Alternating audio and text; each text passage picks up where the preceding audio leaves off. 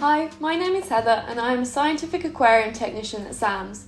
I've always had an interest in nature and conservation, so when I finished studying I worked as a zookeeper where I gained lots of experience. A move to Scotland prompted me to explore other options, and that's when I came across the Scottish Association for Marine Science. I work in the main aquarium where we do research into how the marine environment works, why it is changing and how we can improve things. I have to set up lots of experiments where there are different research processes happening.